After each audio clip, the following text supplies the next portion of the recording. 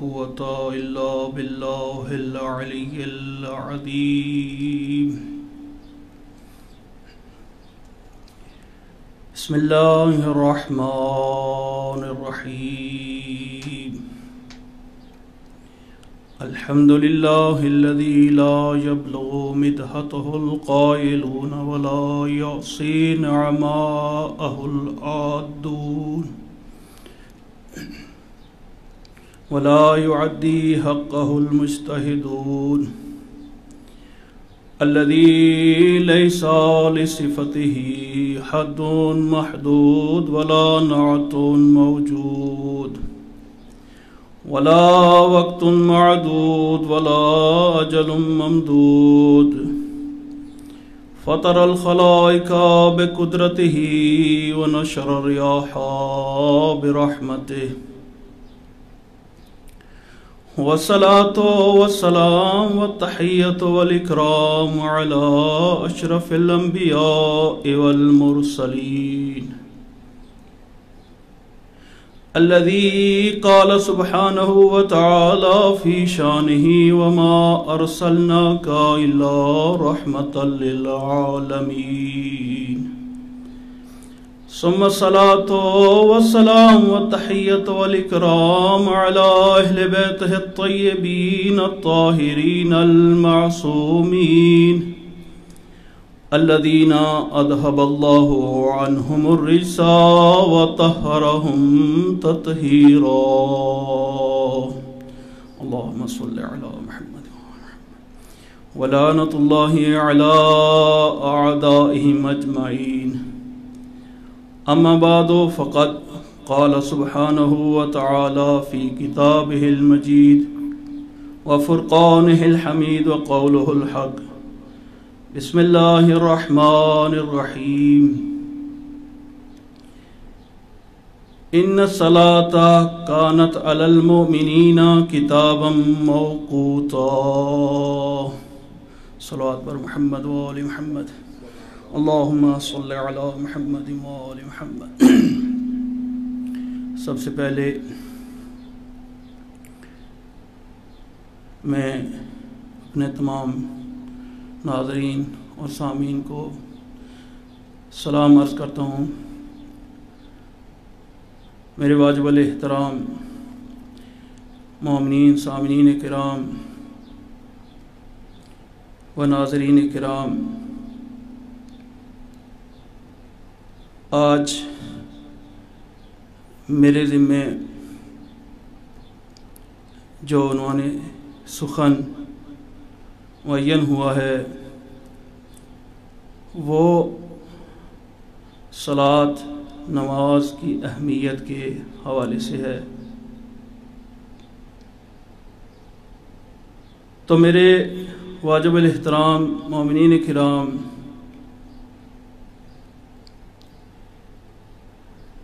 اس نماز کی اہمیت کو کیا بیان کیا جائے کہ اگر خداوند قدوس کی لا ریب کتاب کو دیکھا جائے تو اس لا ریب و بے عیب کتاب میں جس عبادت الہی کے اوپر زیادہ سے زیادہ متعدد بار تاکید کی گئی ہے، اس کا ذکر کیا گیا ہے، وہ یہی نماز ہے. اور کبھی اس نماز کے حوالے سے ارشاد رب العزت ہوتا ہے کہ ان الصلاۃ تنہا عن الفحشاء والمنکر، کبھی ان الصلاۃ کانت علی المؤمنین کتابا موقوتا. اور بھی اس نماز کے حوالے سے بہت سارے آیات اس وحدہ لا شریک کی بے عیب کتاب میں موجود ہیں. اگر رسول خدا ختمی مرتبت کہ حدیث کی طرف نگاہ دوڑائی جائے تو کبھی الصلاۃ معراج المومن، کبھی الصلاۃ عمود الدین، کبھی الصلاۃ مفتاح الجنہ، یعنی کہ پروردگار عالم کی کتاب کو دیکھیں، فرامین معصومین کو دیکھیں تو ان کی محبوب ترین چیز کا نام نماز ہے۔ اس کی کیا اہمیت ہوگی؟ اگر اہمیت کے اعتبار سے بھی دیکھا جائے تو ہمارے ہاں کسی چیز کی اہمیت کو دو جہت سے بیان کیا جاتا ہے۔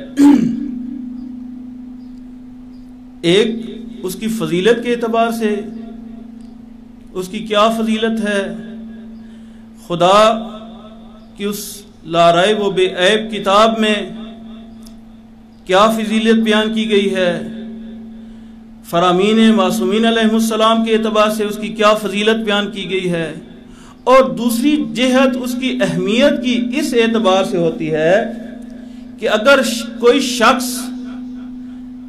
یا کوئی فرد کہ جس کی طرف یہ حکم متوجہ ہوتا ہے اور وہ اس کو انجام نہیں دیتا، اس کو کما حقہ اس پر عمل نہیں کرتا، تو پھر اس کے نتیجے میں اس کا صلہ اس کو کیا ملتا ہے، اور اسی کے مقابلے میں اگر وہ اس کو کما حقہ انجام دیتا ہے، اس پر عمل کرتا ہے، اس سے محبت رکھتا ہے، تو پھر اس کے نتیجے میں اس کو کیا صلہ ملتا ہے۔ یہ دو جہات ہوتی ہیں کسی بھی چیز کی اہمیت کو بیان کرنے کے۔ تو ہمارا مورد اور مقصود جو ہے وہ نماز ہے۔ نماز کے حوالے سے جو میں نے آیہ مجیدہ کی تلاوت کرنے کا شرف حاصل کیا ہے، سورہ نساء کی 103 نمبر آیت کا کچھ حصہ بیان کیا، اس کی تفسیر اور اس کی وضاحت امیر المومنین کے اس فرمان سے بھی ملتی ہے کہ امیر المومنین فرماتے ہیں کہ تعاہدوا امر الصلاۃ وحافظوا علیہا واستکثروا فیہا تقربوا بہا۔ یہ چار جملے جو ہے امیر المومنین نے بیان کیے، اس کے بعد فرمایا کہ ان الصلاۃ کانت علی المومنین کتابا موقوتا، یعنی نتیجے کے طور پر امیر علیہ السلام نے اس آیہ مجیدہ کو تلاوت کیا۔ نماز کے فوائد میں سے سب سے پہلے کہ امیر المومنین علیہ السلام فرماتے ہیں کہ اس کو یہ جو امر الہی ہے اس پر عمل کرو۔ یہ جو امر الہی ہے نماز کے حوالے سے، اس پر عمل کرو، اس کی محافظت کرو، اور اس کے ذریعے پروردگار الہی کا قرب حاصل کرو۔ اور آیہ مجیدہ میں بھی ہے کہ وہ آیہ مجیدہ ہے کہ وَاسْتَعِینُوا بِالصَّبْرِ وَالصَّلَاةِ، کہ تم مدد حاصل کرو نماز کے ذریعے سے، اور وَاسْتَعِینُوا بِالصَّبْرِ وَالصَّلَاةِ، اور صبر کے ساتھ، نماز کے ساتھ اور صبر کے ساتھ اپنی مدد حاصل کرو۔ وَاسْتَعِینُوا بِالصَّبْرِ وَالصَّلَاةِ، یعنی اگر نماز کو شریعت مقدسہ نے ہمارے اوپر واجب قرار دیا ہے تو اس نماز کی جہاں تک وجوب کا اعتبار ہے کہ ہمارے اوپر واجب ہے، وہاں ہی یہ نماز انسانی زندگی میں فوائد سے بھرپور ہے۔ اس کے فوائد میں امیر المومنین کا ایک فرمان کہ جس کا مضمون یہی ہے کہ جو شخص اپنے پنجگانہ نمازوں کی حفاظت کرتا ہے، پروردگار عالم اس کے باقی امور کو خود بخود مرتب کر دیتا ہے۔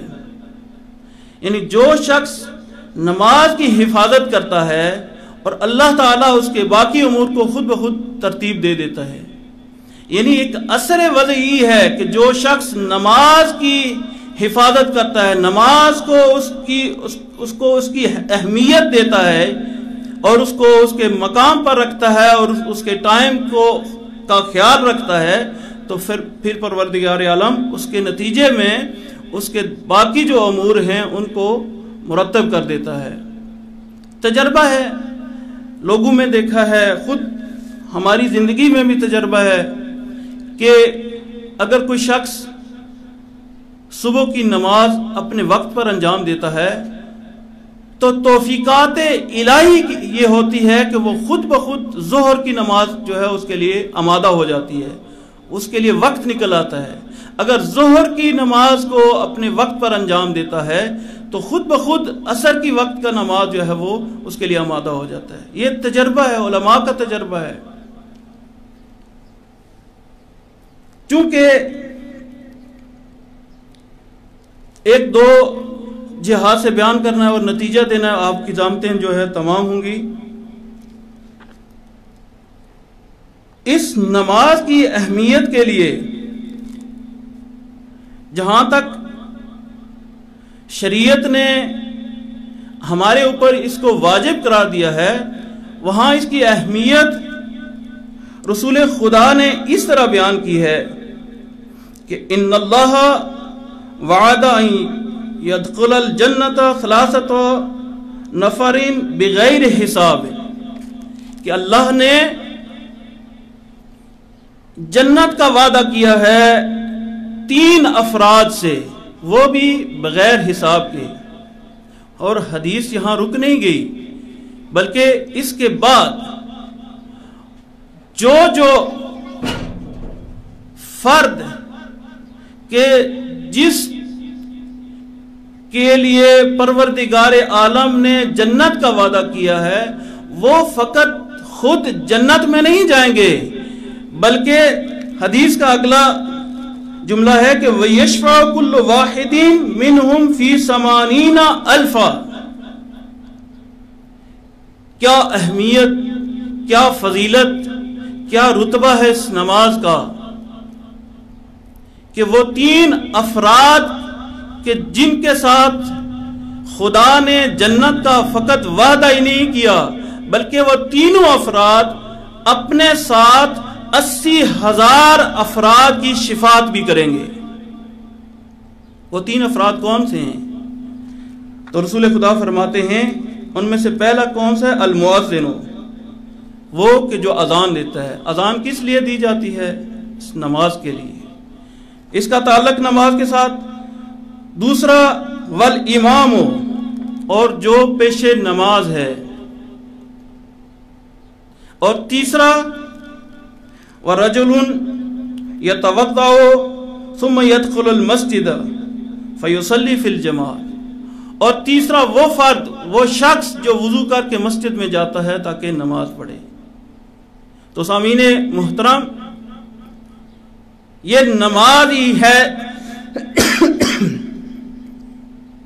کہ جس سے ریلیٹ، جس سے متصل مؤذن، پیش امام اور وہ شخص کہ جو نماز پڑھنے کے لیے وضو کر کے مسجد میں جاتا ہے، اللہ نے وعدہ کیا ہے کہ ان کو بغیر حساب کے جنت میں لے کر جائے گا۔ اور فقط یہی نہیں بلکہ ان میں سے ہر شخص 80,000 افراد کی جو ہے وہ شفاعت بھی کرے گا۔ اور اسی طرح امام صادق علیہ السلام سے کسی شخص نے پوچھا کہ ابن رسول اللہ، کہ وہ کون سا عمل ہے، وہ کون سی عبادت ہے کہ جو عبد کو پروردگار عالم کے نزدیک کر لے، یعنی تقرب الہی میں سب سے افضل ترین عمل کون سا ہے، اور پھر پروردگار عالم بھی اس عمل کو پسند کرتا ہو۔ تو امام علیہ السلام نے فرمایا کہ ما اعلم شیئا بعد المعرفت افضل من هذه الصلاۃ، کہ میں معرفت الہی کے بعد سوائے نماز کے کسی اور کو نہیں جانتا۔ گویا کہ امام کہتے ہیں کہ اگر افضل ترین کوئی عبادت ہے، افضل ترین کوئی عمل ہے تو معرفت الہی کے بعد وہ نماز ہے۔ یہ اس کی فضیلت کے اعتبار سے، اور امیر علیہ السلام بھی اسی طرح کا ایک جملہ فرماتے ہیں کہ لیس عمل احب الی اللہ من الصلاۃ، کہ نماز کے علاوہ اللہ کا پسندیدہ اور اللہ کے لیے پسندیدہ عمل جو ہے وہ نماز کے علاوہ کوئی نہیں ہے۔ اور اللہ بھی سورہ مومنین میں دیکھ لیں، سورہ مومنون، کہ جہاں خالق اکبر مومن کی صفات کو بیان کرتے ہیں، یعنی اگر مومن کو پروردگار عالم اس کی صفات کو بیان کرتے ہوئے جو پہلی صفت اختیار کرتا ہے سورہ مومنون میں، وہ یہ ہے کہ قد افلح المؤمنون الذین فی صلاتہم خاشعون۔ یہاں بھی پروردگار عالم کی ذات جو ہے وہ اگر مومن کی کوئی صفت کو بیان کرنا چاہ رہا ہے تو سب سے پہلے جو جس صفت کو بیان کیا ہے وہ نماز کے حوالے سے ہے، کہ وہ مومن وہ ہوتا ہے کہ جو اپنی نماز میں خشوع و خضوع کے ساتھ نماز کو انجام دیتے ہیں۔ اور اس کے بعد بھی فرمایا کہ والذین هم علی صلواتہم یحافظون، اور مومن کی صفت یہی ہے کہ وہ نماز کی حفاظت کرنے والے ہوتے ہیں، نماز کے اوقات کا خیال رکھنے والے ہوتے ہیں۔ اسی لیے امام صادق علیہ السلام نے بھی فرمایا تھا کہ اگر تم چاہتے ہو کہ یہ پہچانو کہ ہمارے شیعہ کون سے ہیں تو امتحانو، کہ ہمارے شیعوں کا اگر امتحان لینا چاہتے ہو تو ان کی نماز کے اعتبار سے ان کو دیکھو کہ وہ اپنی نمازوں کو اپنے اوقات میں انجام دیتے ہیں کہ نہیں۔ کیسے اس نماز کی اہمیت کو کوئی بلا سکتا ہے کہ اللہ کی پسندیدہ چیز، اللہ کے رسولوں کی پسندیدہ چیز، اللہ کے ولیوں کی پسندیدہ چیز اور اللہ کے مخلصین بندوں کی پسندیدہ چیز جو ہے وہ نماز ہے۔ سب سے پسندیدہ چیز جو ہے وہ نماز کو قرار دیتے ہیں۔ شیخ انصاری وہ ہستی ہیں کہ آج حوزے میں اگر کوئی اجتہاد میں قدم رکھتا ہے تو اس وقت تک مجتہد نہیں بن سکتا کہ جب تک شیخ انصاری کی وہ 2 کتابوں کو پڑھ نہ لے اچھے طریقے سے، جن میں ایک رسائل اور دوسری مقاصد ہے۔ فقی اور بلند ہمت عارف باللہ یہ فقی گزرے ہیں، اور حرم امیر المومنین میں اگر باب قبلہ کی طرف سے جائیں تو جاتے ہوئے بائیں جانب ان کا مرکز ہے دروازے کے اندر۔ یہ شیخ انصاری ایک دور میں حرم امیر المومنین میں رہائش پذیر تھے، تو ان کا وتیرہ کیا تھا؟ ان کا دوسرے لفظوں میں روٹین کہہ لیں کہ ان کی روٹین یہ تھی کہ اذان فجر سے کافی دیر پہلے اٹھ جاتے تھے اور حرم کے اطراف میں ایک کنواں ہوتا تھا